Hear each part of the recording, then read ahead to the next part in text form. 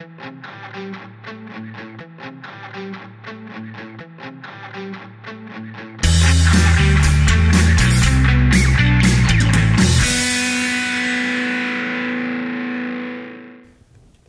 and welcome to a special edition of FinTech Focus TV. Today I'm joined by one of the 100 most influential fintech companies of 2018 in Fabio Kuhn from Vortexa. Fabio, welcome to the show.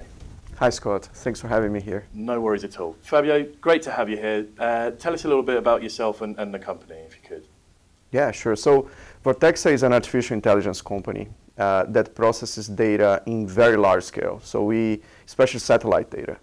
The satellite world has changed quite a lot in the last 2 years, and that has increased the possibilities of what you can do with it. And in our case, we use this data from satellites, particularly for the energy industry.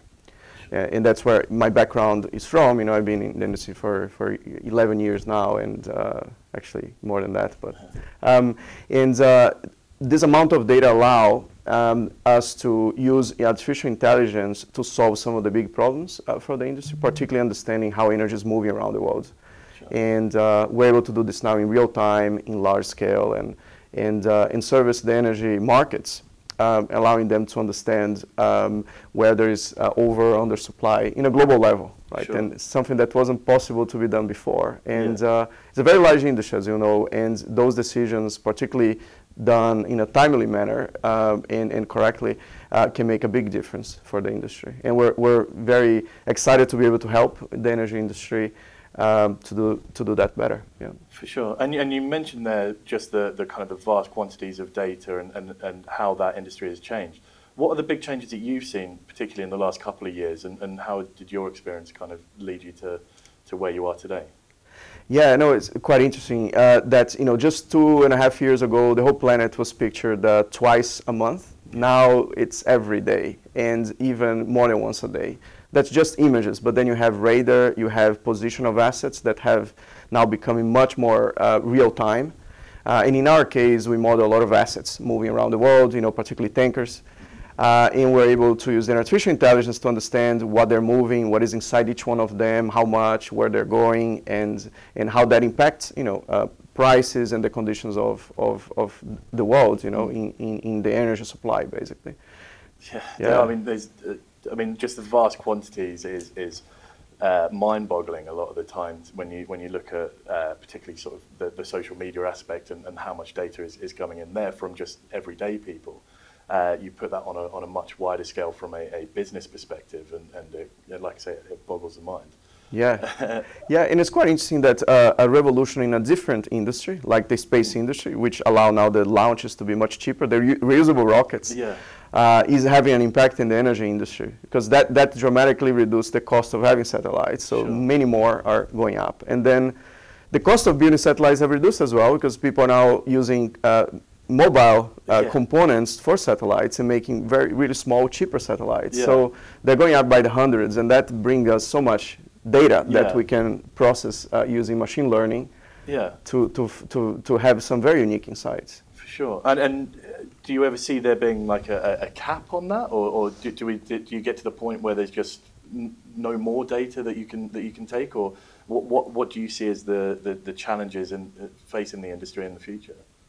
Yeah, so it continues to increase, and I imagine, you know, my view, even talking with some of our partners in the satellite industry, is that it's not going to stop anytime soon, right? So the frequency of data coming from satellites is just going to be increased and be more frequent, higher quality, higher definition, and hopefully the cost will continue to go down as in allowing it to become more accessible. Now, this is the satellite part of which is a lot of the data that we use, but the way to unlock the value for the energy industry is to combine that with very industry-specific data sets, and some of them very proprietary, which we are able to access through strategic partnerships. And that's what allows us to say, you know, this tanker is gasoline, not diesel, or this tanker is carrying oil of this grade, you know, and those are very important elements because they impact price, right? They can vary so much in terms of price and in terms of the, you know, demand on the market for each one of them. And you mentioned it before, the kind of interactions between how one industry is affecting another. Do you see that being maybe the future in terms of making those partnerships and seeing one industry affecting another, and that trickle down effect? Or? Yeah, things are so interdependent, right? So, for example, what we do helping the energy industry has an effect of making the movement of energy more efficient, which reduces the energy prices and make energy more available. Sure. In a net effect, right? So it helps society in a way. But then, if you think about what then people can do with more energy, there is already an immediate impact, or more or cheaper energy. And I think that's a clear link, but it happens in many ways, right? The shipping industry is being affected by this as well, right? And how the ship management is done now in a very different way, given the level of information.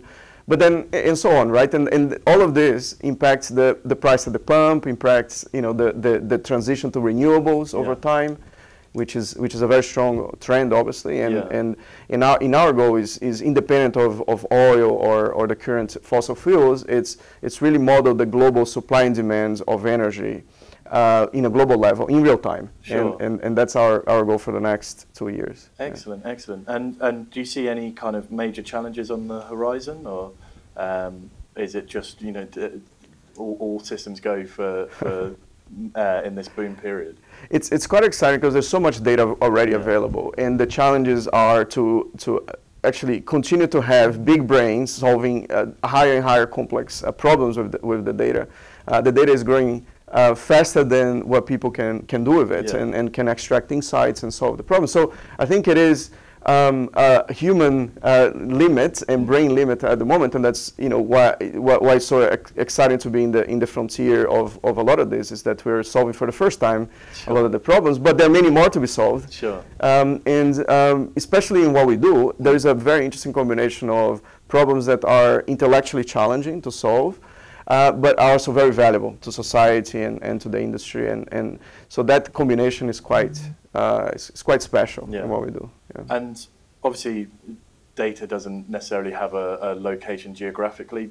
How do you guys see sort of global expansion from your point of view? Are you looking for more kind of footholds in different areas, or? It's a very good question. I mean, we're a London-based company at the moment, but this year we're opening offices in the US and in Singapore. Sure. That's where the main trading hubs in the energy industry are, and we buy data from everywhere. I mean, we have clients everywhere, so we're already a global company in a sense. But the local presence makes a difference in many cases. So we'll be doing that this year, which is quite exciting. We're also at least doubling the size of the company as well. So there's a lot of growth ahead of us and a lot of opportunities for us to do some interesting work and to continue to drive this change in the industry, which is very exciting. For sure. It's super exciting. And is there any one kind of project or one moment on the horizon that you're particularly looking forward to? Or? Yeah, so as I was mentioning, we're solving this global supply and demand of energy, and along the way to solve this equation, there are many interesting problems along the way. So today, for example, we capture 99% of all the crude oil movements in the planet, and we are now about 80% of all the refined products, so gasoline, diesel, and so on. Seaborne, but then we have to go inland as well. So all the pipelines, factor all that into the equation. There is a storage. There is a demand side as well. So how people are consuming energy. So we have now, for example, already fees on aircraft, on cars, so the idea is really to bring all of this together. So along the way, there are many interesting, challenging problems for us to solve, and big brains are needed. Brilliant. Well, Fabio, thanks ever so much for coming in. We can obviously see why you were named on the list of the most influential companies of 2018. We look forward to seeing you on that same list next year by the sounds of things as well.